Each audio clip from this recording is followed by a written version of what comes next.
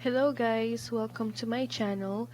For today's video, I'm gonna show you how to create a shared mailbox through Exchange Admin Center or through PowerShell. So we're gonna create a shared mailbox that has the same username like this, but different domain. Because as you can see, if we attempt to create a same username but has different domain, it's going to give us an error.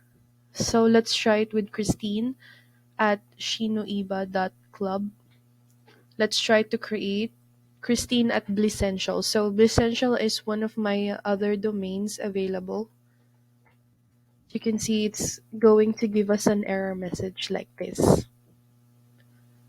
So for us to troubleshoot and for us to bypass this, in order for us to create the same shared mailbox address, we have to go ahead and configure it through PowerShell. So in PowerShell, we just have to connect to Exchange online. But before you run this command, you have to install the module first. Oops, it should be connect. There you go, connect to Exchange online. And it will prompt us to enter your administrator account. Please bear with me while I answer this. Okay, one moment.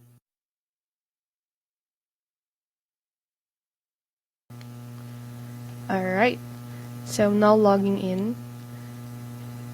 So as you can see, Christine at Club cannot be added even though this account is not yet set up, or even though this shared mailbox is not yet set up. So we'll set it up through PowerShell. Let's just wait for it to boot up.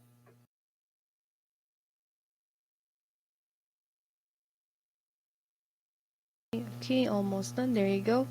So I'm now connected. So here are the commands, or the commandlet. It should be new mailbox. Then what type of mailbox is this? It's going to be shared. Then we'll go ahead and add primary SMTP address. So primary SMTP address, this is going to be the email address. It should be Christine at blissentials.club. There you go. And let's add the display name. Let's add Christine Green. There you go.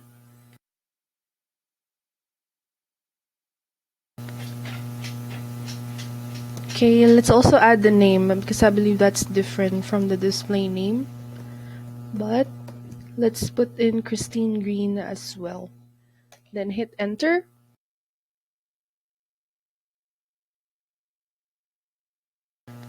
Okay, after we hit enter, we'll go back to our page.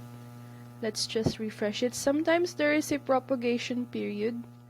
We're not gonna see that right away, but here in our case, Christine Green is now added as another shared mailbox in Microsoft 365.